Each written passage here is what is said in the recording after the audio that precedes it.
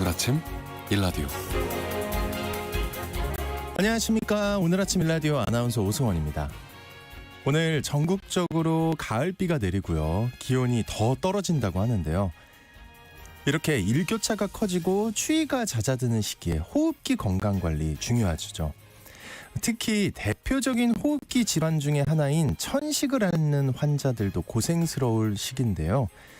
최근 이 천식 환자들이 크게 늘고 있는 추세라고 합니다. 건강보험심사평가원 통계 자료를 보니까요.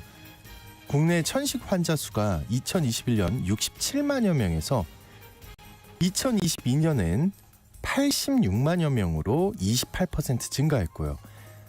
지난해 1월부터 8월까지의 환자 수는 1년 전보다 무려 39%나 늘어난 142만여 명으로 집계됐다고 합니다. 우리나라의 천식 사망률은 경제협력개발기구 OECD 국가 중에 3위일 정도로 심각한데요. 최근 국내의 한 연구 결과에선 서구형 나쁜 식습관으로 꼽히는 탄산음료와 패스트푸드 소비 증가가 청소년들의 천식 발생 위험을 높이고 있다는 결과가 나왔습니다. 여기서 흥미로운 점은요. 여성 청소년에게서 더 높은 발병률이 나타난 건데요. 여성 호르몬인 에스트로겐 때문일 가능성도 거론되고 있습니다. 이 탄산음료와 패스트푸드를 즐기는 식습관은 어느 질병 예방에서든 중요하지만요. 최근 늘어나는 천식 예방을 위해 특히 청소년기에는 조금 나쁜 식습관부터 바로잡는 게 중요하다고 합니다. 10월 22일 화요일 오늘 아침 일라디오 출발합니다.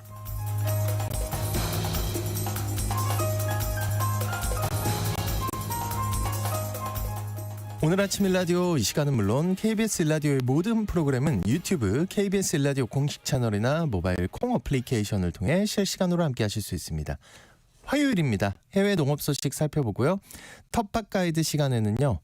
가을 첫서리가 내렸는데요. 이때 심어야 할 작물들, 또 작물 심기 방법에 대해 다양하게 살펴보겠습니다. 또 청취자 여러분들이 보내주신 질문들 모아서 답변해 드립니다. 텃밭 농사에 대한 궁금증이나 질문 있으시면 지금부터 문자 보내주시죠. 단문 50원, 장문 100원이 드는 유료 문자 샵 9730으로 보내주시기 바랍니다. 유익한 정보와 살아있는 이야기가 있습니다. KBS 오늘 아침 일라디오.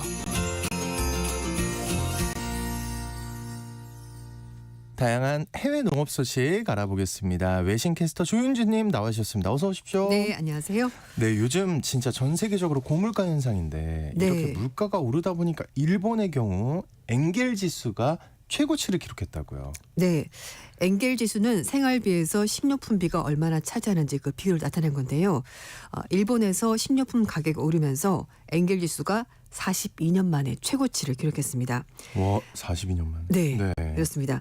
그러니까 뭐 돈 벌면 우리 그 얘기 많이 먹는데 다 하잖아요. 나 엔겔 지수 진짜 높아. 맞아요. 그겁니다. 네, 그래서 네. 이제 월급 받아도 먹고 쓰는 거 하고 나면 남는 게 없다 이렇게 말하는 건데요.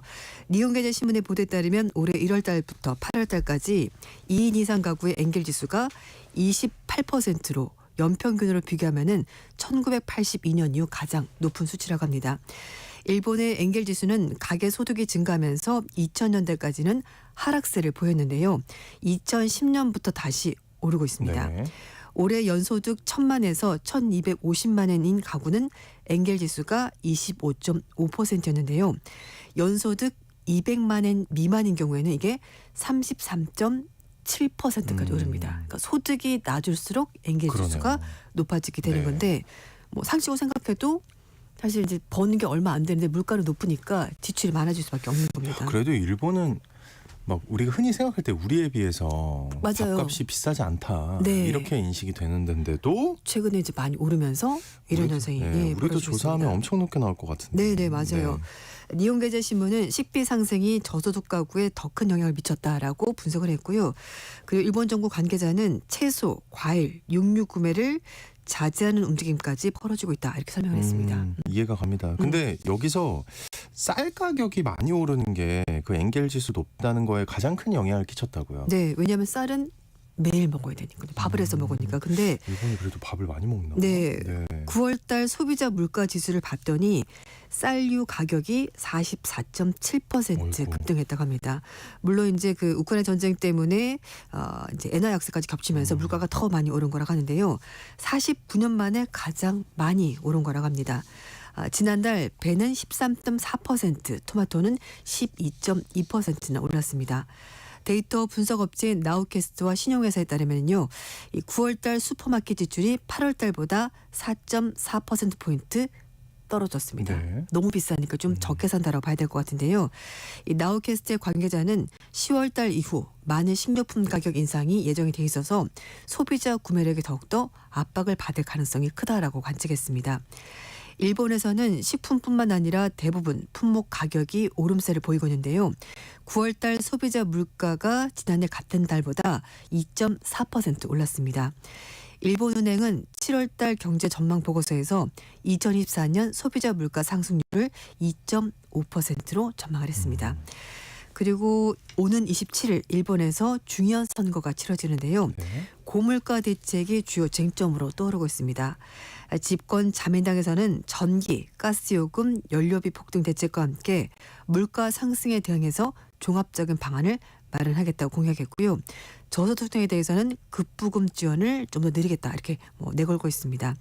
이번 민주당에서는 저소득층의 소비세 일부를 세액 공제하고 공제하지 못한 만큼은 급부금으로 돌려주겠다고 제시하고 있습니다. 어쨌든 이제 물가 잡으려고 노력을 굉장히 하고 있네요. 네, 맞습니다. 중동 전쟁의 이 여파가 네. 미국의 탄산음료 시장에까지 영향을 미치고 있다는데. 네, 맞습니다. 예, 무슨 얘기일까요? 팔레스타인 요르단강 서안 지역에 이 탄산음료를 만드는 위탁 공장이 있다고 합니다. 근데 여기에 탄산음료 만드는 원료 이거가 서안 지구와 요르단 사이는 국경 폐쇄가 장기화되면서 이 원료들이 바닥났거나 아니면 재고가 뚝 떨어져서 생산에 차질이 있다고 합니다. 이거 탄산음료 만드는 원료를 공급을 못하는 거죠. 중동에서 네. 가져오는군요. 네, 맞습니다. 이 콜라 등 탄산음료 생산에 필요한 캔, 설탕은 요르단 거쳐서 이스라엘 점령지인 서안 지역으로 운송이 되고요. 그런데 이스라엘 지난달 초에 이 접경 지역에서 자국 민간인 3명이 무장기한 총격에 사망하자 양측을 연결하는 알렘비 다리와 국경 검문소를 폐쇄했고요. 그러자 물자 공급이 끊긴 겁니다. 이에 따라서 현지 콜라 생산에 차질이 빚어지고 있다고 하는데요. 서안 도시인 예리코에 있는 펩시코 공장에서는 탄산음료 펩시 그리고 세븐업, 미란다를 팔레스타인과 인근 국가들에게 공급을 한다고 합니다. 네. 펩시코 공장은 약 보름 전에 탄산음료 재료가 소진되고 나서 캔이나 설탕을 새로 공급하지 못하고 있는 상황이라고 합니다. 이것 때문에 이제 생산이 안 되는 거고요. 예. 그리고 팔레스타인 자치정부 임시행정수도인 서안 라말라에 있는 코카콜라 공장에서는요. 일부 탄산음료 들어가는 향 첨가물이 바닥이 났고 네. 평소와 같은 설탕과 캔 공급이 이루어지지 않고 있다고 합니다. 작년 10월 달에 팔레스타인 무장정파 하마스의 기습 공격으로 가자지구 전쟁이 시작이 됐고요. 최근에 하마스 조자인 시나르가 이스라엘군의 공격에서 사망하면서 상황이 더 나빠졌습니다. 이후에 예멘 후티 반군이 하마스 지원을 내세우면서 주요 해상 기역로인 홍해를 지나가는 선박들을 공격하면서 중동 사태가 더욱더 악화되면서 이 지역의 물류난이 더 심해지고 있습니다. 진짜 물류난이네요. 네. 그러니까 미영님이 물이 가장 좋은 음료인데 탄산음료 좋아하는 우리 딸. 잠깐 웃으면 안 되는데. 맛이 다르지 않습니까? 걱정이 된다고. 네. 안타깝습니다. 네. 미영님 그 전에는 좀 해결이 되지 않을까요? 네. 근데 이제 펩시코 CEO 얘기는 앞으로 몇 달간 상황이 바뀌지 않을 것 같다 이렇게 말했다고 상황이 합니다. 안 좋다. 네, 그러니까 계속 이럴 것 같다. 요즘은 보면요 이런 일이 일어나잖아요. 결국에는 우리나라에 영향을 끼치는 것 같더라고요. 돌고 네. 돌아서 뭐 사실 시간이 걸려도. 뭐 어딜 가나 우리가 세계 어딜 가나 비슷한 음료와 비슷한 식품 먹거든요. 그러니까 이거 만들어진 곳에서 뭔가 문제가 생기되면은 전 세계적으로 그러니까 영향을 다 끼치는 거죠. 거죠. 예, 맞습니다. 괜찮게 빌겠습니다. 네. 그 방글라데시에서 올 들어서 벼락을 맞아서 많은 사람들이 목숨을 잃었는데 네. 안타깝게도 이 중에 상당수가 농민들이었다고요. 그렇습니다. 2019년부터 벼락 피해를 감시해온 현지 단체입니다. 안전사회와 내후 인지를 위한 포럼에서 2월 달부터 9월 달까지 8개월 동안 방글라데시에서 297명이 벼락에 맞아서 사망했다고 밝혔는데요. 이 중에 남성이 242명, 여성은 55명으로 확인됐고 사망자 가운데 절반 이상인 152명이 일하다가 변을 당한 농민이었다고 포럼 측에서 설명했습니다. 이렇게 벼락 피해가 많아요? 네. 이 방글라데시에서는요, 벼락으로 인한 사망자가 건기에서 우기로 넘어가는 시기인 그때 많이 발생한다고 하는데요. 월별로 보면 5월 달에 96명으로 가장 많고 그리고 6월 달이 77명, 9월 달이 47명, 7월 달 19명, 8월 달 17명 순이었습니다. 현지 전문가들은 기후변화가 직접적 영향을 미친 결과다 이렇게 분석을 하고 있다고 하는데요. 또 나왔군요. 네. 또 후변화. 네, 맞습니다. 예.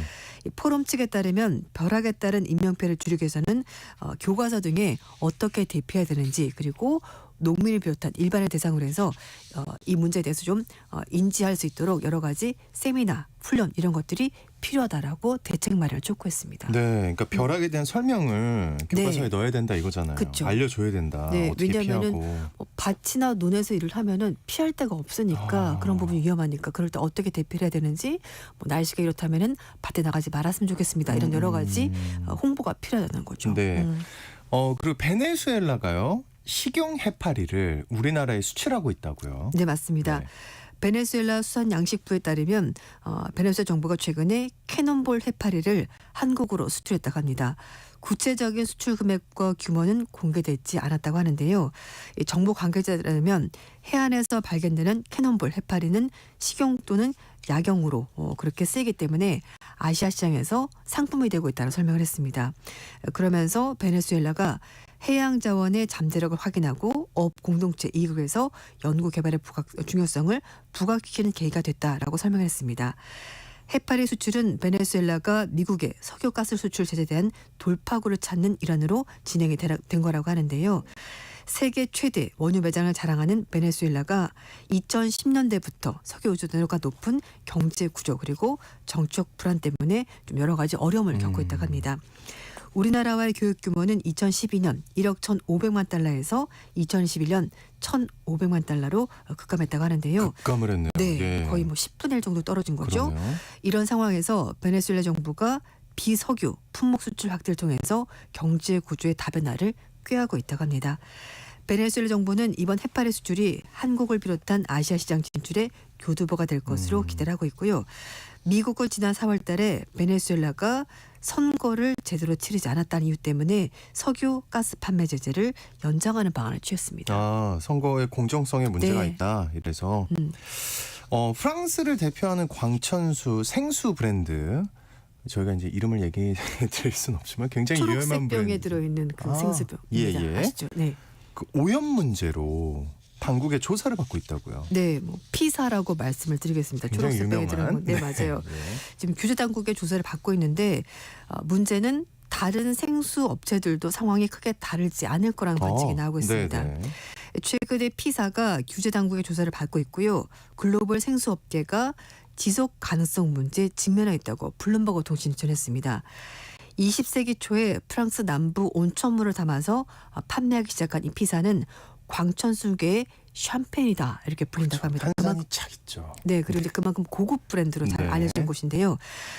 프랑스 내 수원 7곳에서 생수를 만들어서 전 세계로 판매를 하고 있는데 보도에 따르면 이 피사의 수원 7곳 중에서 한 곳에서 작년에 살충제 성분이 검출이 됐고요. 올해는 폭우가 내린 그 영향 때문에 배설물 성분까지 검출이 됐다고 합니다. 아이고, 그래서 네. 200만 병 이상의 생수가 폐기가 됐고요. 해당 수원은 지금 사용 금지 처분이 내려진 상태라고 합니다. 아이고, 근데 이게 살충제 성분이 어떻게 들어가게 된 건가요? 해당 업체는 뭘 하나요? 일단 이 피사 측에서는 이번 사태에 대해서 프랑스의 관련 규정을 모두 준수하고 있고 엄격한 내부 그 통제를 통해서 수원이 오염되지 않도록 조치를 취했다는 입장을 밝혔습니다. 다만 기후변화로 폭우, 가뭄이 심해지고 있는 상황에서 오래전부터 사용했었던 수원의 상황이 과거와는 달라진 점 이런 부분은 인정을 했다고 합니다. 아, 그럴 것 같아요. 네, 예. 그래서 블룸버그 통신은 문제는 세계 최대 살충제 사용국 중에 하나인 프랑스의 지하수에 여전히 살충제 성분이 존재할 가능성이 높다는 것이고 기후변화 때문에 집중호우가 잦아지면서 지하수의 흐름과 균형을 방해하면서 얕은 곳의 물이 깊은 곳의 물과 연결되면서 오염이 된 것 같다 이렇게 설명을 했습니다. 이 회사 측은 1990년에도 생수에 발암물질인 벤젠이 검출돼서 120개 국가에서 1억 6천만 병의 생수를 리콜한 바 있는데요. 당시의 고급 생수 이미지에 큰 타격을 입었습니다만 1992년 그 엔사가 이 회사를 인수하면서 미국 회사가 인수했군요. 네, 맞아요. 예. 그래서 생산량이 늘었고요. 2021년부터는 생산량이 17억 병까지 증가하면서 네. 과거의 명성을 되찾았는데 다시 악재가 터졌습니다. 그래서 이번 수원 오염 사태가 다른 뭐 이사, 비사 이런 데는 피사로 옮겨질 가능성이 있다고 하는데요. 이 브랜드는 판매지가 아닌 생산지에서 수원을 확보해서 생수를 만들고 전 세계 유통하고 있는데 말씀드린 것처럼 폭우 가뭄이 심해지면서 수원의 질을 보장하기가 점점 어려워지고 있다고 합니다. 블룸버그 통신에서는 생수를 담는 플라스틱병을 제작하고 이걸 해외로 운송하는 과정에서 화석 연료가 많이 쓰이는 것도 환경적으로 적절하지 않다는 지적이 계속해서 나오고 있다고 합니다. 사실 생수병 한 번 먹으면 그냥 버리게 되니까 이걸 또 많이 쓰다 보니까 문제가 되는 거고요. 그래서 이 피사뿐만 아니라 다른 회사들도 유럽과 미국에서 플라스틱 오염 문제 그리고 그린워싱 문제 등으로 소송을 당한 상황이라고 통신이 전했습니다. 네. 극심한 가뭄으로 아프리카 남부 지역이 지금 최악의 기아 위기를 겪고 있다고요. 네, 맞습니다. 이 아프리카 남부 지역이 수십 년 만에 최악의 기후 위기에 처해 있다고 유엔의 세계 식량 기구 WPF가 전했습니다. WFP는요, 가뭄이 아프리카 남부에 2,700만 명 이상에게 치명적 영향을 미치고 있다라고 설명했는데요. 엘니뇨 현상 때문에 지난 5월 달에 이제 물론 끝나긴 했습니다만 네. 엘니뇨가 유발한 가뭄으로 농작물 재배 시기가 한 차례 밀리면서 아프리카 남부 지역이 가장 큰 피해를 보고 있다고 합니다. 아프리카 남부에서는요 올해 들어서 레소토, 말라위, 나미비아, 잠비아, 짐바브웨 등 5개 국가에서 가뭄과 그로 인한 기아 때문에 국가 재난 사태가 선포가 됐다고 하는데요. 대형 카리바 댐의 수력 발전에 의존하는 잠비아 그리고 이 댐을 공유하는 짐바브웨의 댐의 수위가 너무 낮아져서 전력을 거의 생산할 수 없어서 지금은 정전 사태까지 아이고, 벌어졌다고 합니다. 기아와 지금 정전까지. 네, 맞습니다. 예. 나미비아와 짐바브웨 당국은 굶주린 주민들에게 그래서 야생 동물인 코끼리 고기를 공급하기로 이렇게 허용했다고 하는데요. 굶주리니까. 네, 예, 맞습니다. 예. 그래서 WFP는 현재 아프리카 남부에서 어린이 2,100만 명이 농작물 작황 부진으로 영양실조에 걸린 것으로 파악을 하고 있습니다. WFP 대변인은 건기가 시작되는 10월 달부터 수확기인 내년 3월, 4월 달까지 매달 상황이 점점 더 나빠질 것으로 보인다고 예상했고요. 농사는 제대로 안 됐고 가축은 죽어나가기 때문에 아이들이 하루 한 끼 겨우 먹을 수 있다고 설명했습니다. 즉각적인 지원을 위해서 3억 6,900만 달러, 우리 돈으로 거의 5천억 원 정도가 필요한데 기부금이 부족해서 제대로 돈이 지급되지 않고 있고 그래서 국제사회 도움이 굉장히 절실하다라고 호소했습니다. 네, 갈수록 진짜 이 기후 위기, 또 네. 식량난 네. 심각해지는 것 같은데 도움의 손길이 많이 필요할 것 같습니다. 다양한 해외 농업 소식 잘 들었습니다. 지금까지 조윤주 외신캐스터와 함께했습니다. 오늘 말씀 고맙습니다. 네, 감사합니다.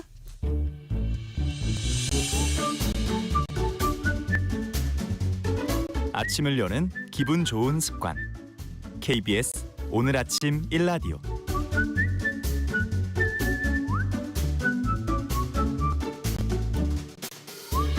도시 농부들의 텃밭 가이드 수원 씨앗도서관의 박영재 관장님과 함께합니다. 어서 오십시오, 관장님. 네, 안녕하세요. 네, 오늘 텃밭과 관련해서 여러분 궁금한 점이 있으시면요. 단문 50원, 장문 100원이 드는 유료 문자 샵 9730으로 지금 바로 문자 보내주시기 바랍니다. 자세하게 답변해 드릴게요. 아, 진짜 한 3일 정도 된 것 같아요. 전 네. 춥다는 느낌이 든 것 같아요. 창문을 열었을 때 오, 차가운데? 약간 이 느낌. 네. 천연 소식이 있었다고요. 심지어. 천둥 소식이 있었나요? 있었대요. 아 그래요? 12시간 동안 내렸다는 걸 본 것 같은데. 아, 그래요? 예. 날이 많이 서늘해져서 설악산 대청봉에는 벌써 지난달에 지난달에 첫 소리가 내렸다고 합니다. 아직 내리지 않은 것도 있지만 이제 본격적으로 서리에 대한 대비를 해야 할 때입니다. 서리는 기본적으로 지면에서 기온이 0도 아래로 떨어지면 발생하는데요.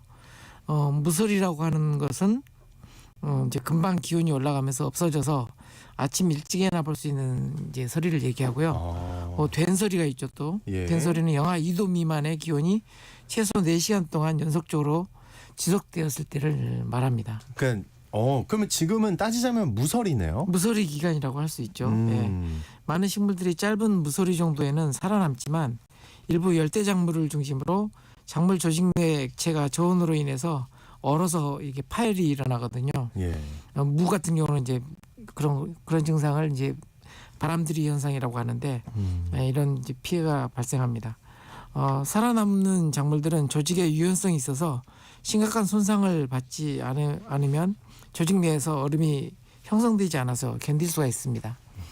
약한 무서리 정도에도 손상될 수 있는 작물은 어린 묘목이고요. 그다음에 열대 작물로 콩, 옥수수, 오이, 가지, 멜론, 오크라, 고추, 호박, 고구마, 토마토와 같은 종류들이고요.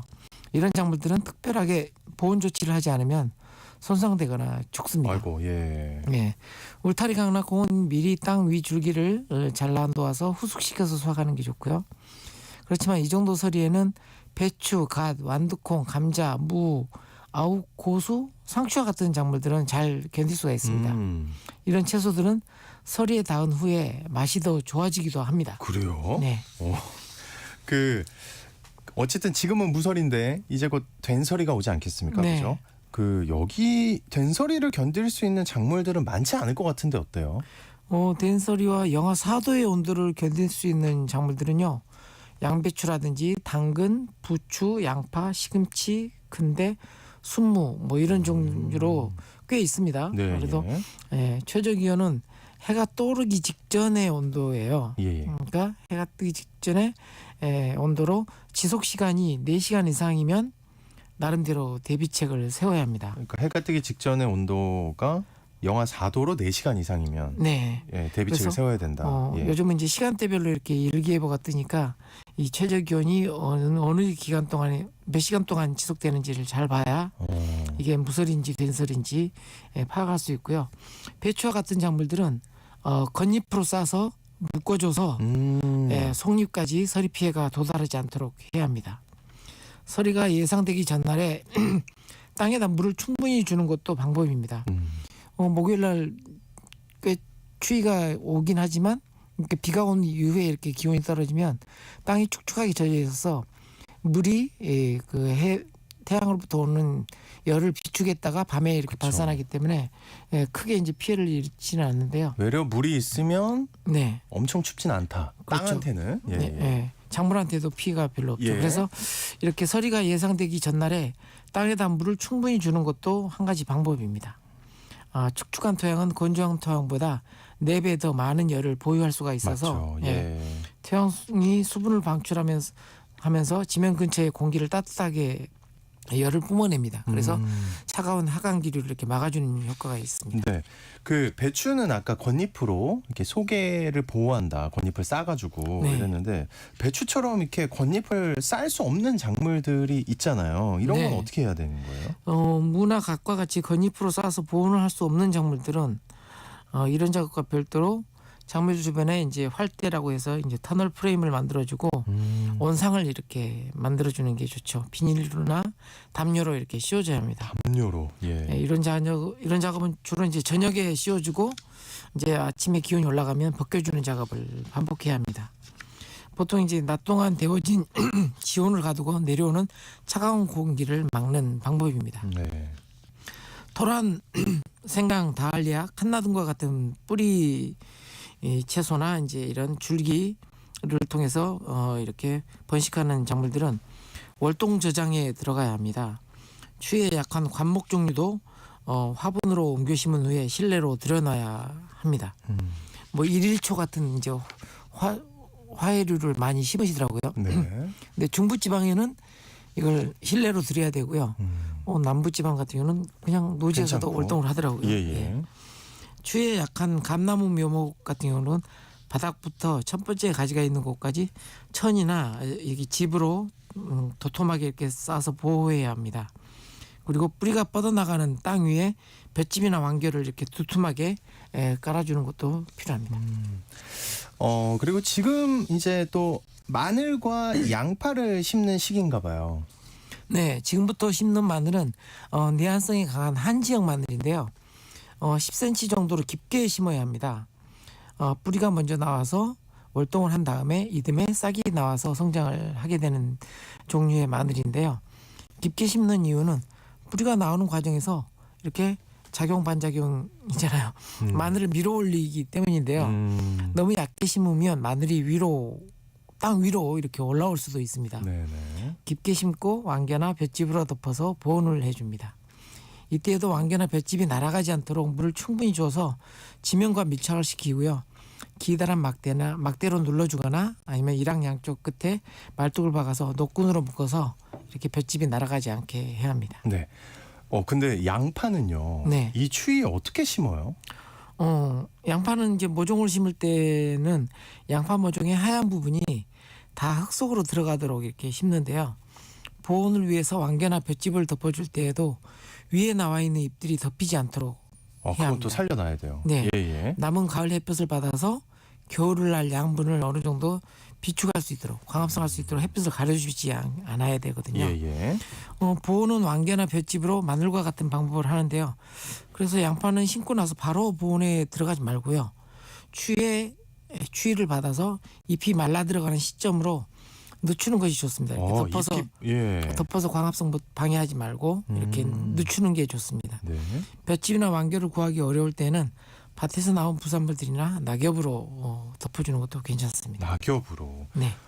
전 이게 좀 놀라운데요. 잎이 말라 들어가는 시점으로 늦추라고. 네. 네. 그 토종 씨앗 나눔 행사가 또 있다고 들었습니다. 얘기 좀 해주세요. 네. 수원에는 국립농업박물관이 있는데요. 옛날 농촌진흥청이 있던 화서역 근처에 있는데요. 이곳에서 토종 씨앗 나눔을 11월 2일에 합니다. 과거 우리 조상들의 농사 유물과 농사 이야기를 발견할 수 있는 그런 이제 박물관인데요. 박물관이라는 것이 우리 손조들이 어떻게 살았는지를 볼 수도 있지만 사실은 우리가 잃어버린 것은 또 무엇인지를 깨닫게 하는 교육의 장이기도 합니다. 네.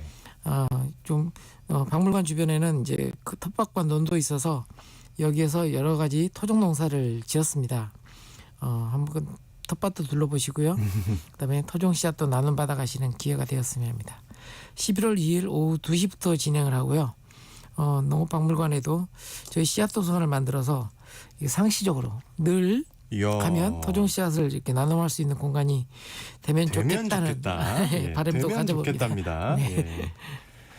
다시 한번 말씀드릴게요. 11월 2일입니다. 오후 2시부터 진행된다는 거 여러분 많이 관심을 가져주세요. 자, 이제 청취자분들이 보내주신 사연과 질문 살펴볼게요. 지난주에 답변 못 해드린 것부터 저희가 살펴보겠습니다.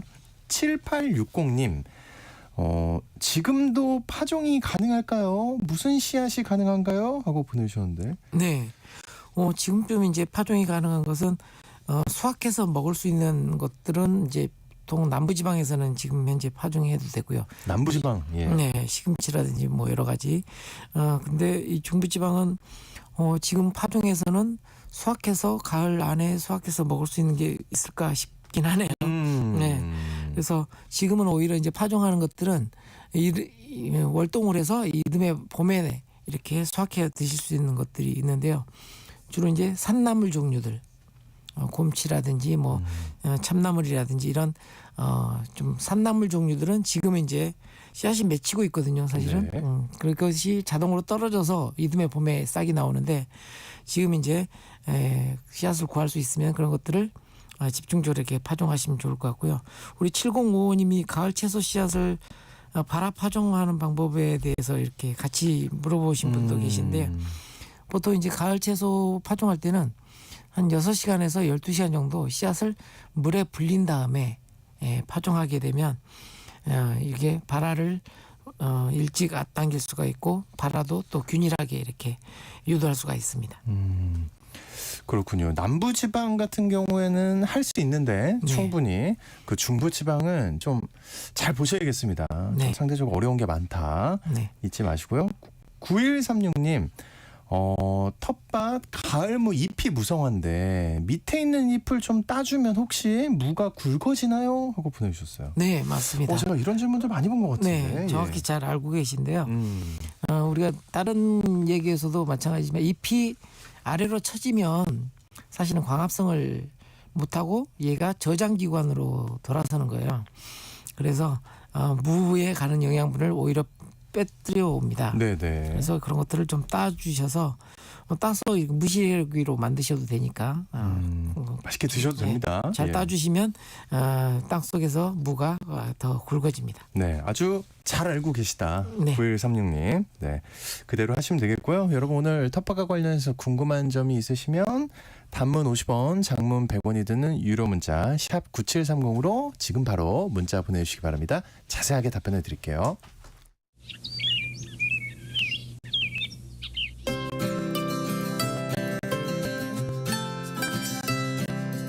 지금 여러분께서는 수원 씨앗도서관 박영재 관장과 함께하고 계십니다. 여기서 청취자 한 분과 전화 연결해서 궁금한 질문 직접 들어보는 시간 갖도록 하겠습니다. 안녕하세요. 어디 사신 누구신가요? 안녕하세요. 저는 대전에 사는 이충복이라고 하는데요. 네, 대전에 사는 이 선생님 반갑습니다. 제가 좀 반갑습니다. 농사를 짓고 있는데 네. 육종마늘은 원래 가을에 심잖아요. 육종 육종마늘이요. 마늘, 네네. 네네. 그다음에 이제 벌마늘 이런 것들 있잖아요, 그죠? 네. 그런 것들을 이제 가을에 심어서 이렇게 월동을 시켜서 이렇게 하면 이제 그 이듬해 다시 육종마늘이 나오고 벌마늘은 벌마늘이 이렇게 나오고 하는데 네. 그거를 그냥 봄에 가을에 심자고 봄에 심으면 둥근 마늘 하나가 나오거든요. 네네. 네, 그 이유를 알지 못하겠어요. 육종마늘은 육종마늘이 나오고 벌마늘은 벌마늘이 나와야 되는데. 봄에 심으면 하나가 하나만 나오는데. 나온다. 네네. 네. 그 하나짜리 마늘을 도야 마늘이라고 하거든요. 네. 네. 그래서 이제 충분하게 이렇게 육쪽으로 갈라지는 생육 기간을 확보하지 못해서 충분하게 이렇게 처음에는 이렇게 통마늘이 됐다가 이게 육쪽으로 이렇게 분화가 되는 그런 생육 과정들을 겪거든요. 네. 네. 근데 이제 아무래도 그런 생육 기간을 충분히 확보하지 못해서 이렇게 네. 통마늘이 되지 않나 이렇게 싶습니다. 아, 그래서, 예, 네. 그렇군요. 네. 그리고 워낙 이제 아까 육종 마늘하고 벌마늘이라고 하셨는데 정확하게는 육종 마늘이 한지형 마늘이고요. 네. 그다음에 벌마늘은 이제 난지형 마늘이라고 합니다. 네네. 대전이라고 하셨으니까 대전은 아마 네. 한지형 그리고 난지형 이게 다 심는 다 네. 심을 수 있는 그런 지역이기도 하죠. 아우, 너무 답변 명쾌하게 해주셔서 너무 감사합니다. 잘 알아듣겠습니다. 좋은 기회입니다, 이 선생님. 또 다른 질문 네네. 있을까요? 아니요, 그거 하나가 궁금했어요. 그렇군요. 왜 저희가 아쉽죠? 그리고 매주 이 시간을 기대해서 잘 듣고 있습니다. 예, 하여튼 또 궁금한 거 있으시면 게시판에 남겨주세요, 선생님. 네, 감사합니다. 잘하겠습니다. 고맙습니다. 예, 네, 고맙습니다. 수고하세요. 자, 저희는 계속해서 질문 이어가 보도록 하겠습니다. 6276님, 무가 노랗게 점박이가 생기는데 무에 노랗게 점박이가 생긴다고. 이거 왜 그런 건가요? 하고 보내주셨어요. 네. 뭐 다양한 원인일 수 있는데요. 일단은 너무 과습하게 되면 이렇게 노랗게 점박이가 생길 수가 있습니다. 전반적으로 이렇게 노랗게 된다면 영양결핍일 수 있는데 이렇게 점박이 형태로 노랗게 되면 너무 과습하게 물 관리를 너무 전체가 노라면 영양이 부족한 예. 거고 점박이로 노라면 예, 과습한 거고. 과습해서 예. 아마 이제 그 바이러스성 이런 점박이가 생기는 것 같아요. 병충해도 한번 살펴보시고요. 그런 부분에 잘 대책을 좀 세워주시면 좋을 것 같습니다. 그래야 되겠네요. 네. 1526님, 팥을 심었는데 지금은 팥 꼬투리가 달렸어야 되는데 요즘 꽃이 펴요. 왜 그런 건가요? 너무 늦게 심으신 거 아닌가요? 그러니까요. 네. 약간 걱정이 되는데요. 예. 아마 이제 팥 같은 경우도 꼬투리가 순서대로 열리거든요. 한꺼번에 이렇게 달리지는 않으니까 아마 익어가는 것도 있고 지금도 꽃피는 것도 있고 초록색 꼬투리도 있지 않을까 싶긴 한데 잘 살펴보시고요. 팥을 보통 7월 초까지는 심으셔야 되는데 너무 늦게 심거나 이랬으면 지금 꽃이 필 수가 있겠죠. 어떻게 해야 됩니까? 어쨌든 뭐 방법은 없잖아요. 지금. 네, 지금 이제 곧 예. 설이 오는데 예. 안타깝네요. 네. 마지막에 안타깝다는 말이 굉장히 제 마음을 안타깝게 하는데 1호 이용님 잘 참고하셨으면 좋겠습니다. 달리 방법이 없는 것 같아요. 좀 너무 늦었다. 네, 3859님 토란이 돌출돼 있는데 이거 먹어도 되는 건가요? 보내주셨어요. 네. 토란이 이제 땅 속에서 이렇게 달리는데 이것도 사실은 이제 뿌리가 아니라 줄기예요. 그러다 보니까 햇빛을 쬐게 되면 토란도 감자처럼 이렇게 초록색으로 멍들게 됩니다. 그러니까 이제 아마 두려우신 것 같아요. 네네네. 감자가 이렇게 초록색으로 물들면 좀 아린 맛이 나거든요. 그래서 토란도 이제 그러지 않을까 이렇게 생각하시는데 토란은 이제 보통 요리할 때 토란 독이 있거든요.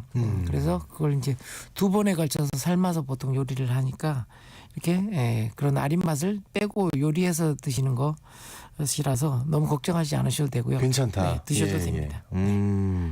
3859님 그 독을 제거하는 거 꼭 해주셔야 됩니다. 네, 잊지 마시고 음식해서 맛있게 드시면 될 것 같습니다. 자, 그리고 7217님 7217님 배추 모종을요 8월 25일경에 심었는데 그 다음 달 말경에 김장을 하려고 하는데 그때까지 배추 속이 차지 않을 것 같거든요. 혹시 좋은 방법이 있을까요? 하고 보내주셨어요. 근데 지금은 이제 수확기를 앞두고 있어서 다시 또 옷걸음을 할 수도 없고요. 뻥튀기를 할 수도 그쵸. 없고 예, 예. 속성 재배를 할 수 있는 기간이 지금 지난 상태입니다. 그래서 사실 이제 뭐 속이 안 차도 오히려 더 맛있을 수가 있어요. 꼭 네. 차지 않아도 된다. 네, 이제 예. 충분한 양이 확보된다고 한다면 그 겉절이 형태의 어떤 그런 배추의 모양이라 하더라도 김장을 하시면 저는 오히려 그게 더 맛있던데 속이 찬 것보다는 네, 김장을 솔직히 저도 속을 네. 그렇게 안 먹거든요. 네. 근데 이게 너무 제 취향이어서 네. 뭐 이렇게 말씀드리긴 어려우니까. 네, 어쨌든 7217님 좀 잘 생각을 해보셔야 될 것 같아요. 차기는 어렵다. 근데 네. 맛있게는 먹으면 된다. 그렇죠. 그렇죠. 네. 4407님도 배추에 대해서 물어봐 주셨는데 이때쯤이면 배추에 추비를 해야 하나요? 하고 물으셨는데 지금 방금 네. 수확을 앞두고 보통 3주 전에는 네, 그렇죠. 추비를 중단해야 하거든요. 멈춰야 됩니다. 네네. 예. 근데 너무 급박하게 해야 한다면 이제 액비 형태로 물비료 형태로 이렇게 주는 것은 괜찮은데 그것도 한 1-2주 지나서 1-2주 전에 수확을 1-2주 앞두고서는 액비도 이제 중단을 해야 됩니다. 네네네. 그 비료에 따라 다르긴 한데 어쨌든 시기를 잘 보셔야 되고요. 0184님 노지에 심어놓은 것들 올해 부쩍 줄어든 꿀벌들 때문에 수정을 하지 못해서 그 열매가 열리지 않았습니다. 그 겨울 작물들은 꿀벌하고는 상관없겠죠? 하고 보내주셨어요. 네, 우리가 심는 뭐 마늘이나 양파라든지 이런 것들은 또 영양채로 심어서 영양채로 수확하는 거잖아요. 열매가 열리는 그런 채소가 아니라서 꿀벌에 영향은 없고요. 혹여 시설 재배하시는 분들 같은 경우도 온실 안에 오이를 심어서 오이나 호박을 키우는데 오이나 호박 키우시는 분들도 벌을 들여놓지는 않거든요. 예, 오히려 이제 딸기 재배하시는 분들만 수분 벌을 이렇게 이용하시지 호박이나 오이 하시는 분들도 벌을 이용하지는 않으니까 네, 겨울 작물들 시설 농사를 하시는 분인지 모르겠는데 예, 벌의 영향은 별로 받지 않습니다. 제가 개인적으로 벌을 굉장히 좋아해서 네. 그 벌에 관한 영상을 찾아보는 게 취미거든요. 네? 네. 특이한 녀석. 겨울에 벌들이 자더라고요. 네. 네. 네. 활동을 안 하더라고요. 네. 이 친구들이 딱 뭉쳐가지고 쉬더라고요. 예, 볼통 안에서 네. 똘똘 뭉쳐가지고 서로 그러니까요. 온도를 올려가면서 이렇게 활동을 합니다.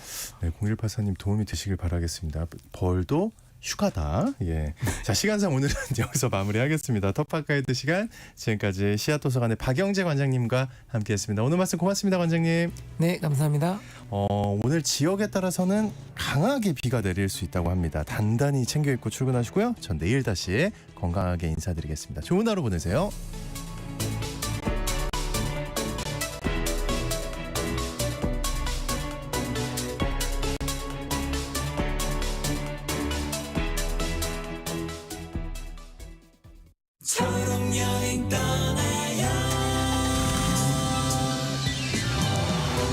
휠체어를 사용하는 상혁 씨는 오랜만에 가족들과 외식에 나섰습니다. 설레는 마음으로 검색해둔 맛집을 찾아갔는데 문턱이 높아 휠체어로는 들어가기가 어려웠죠. 아쉬워하는 아이들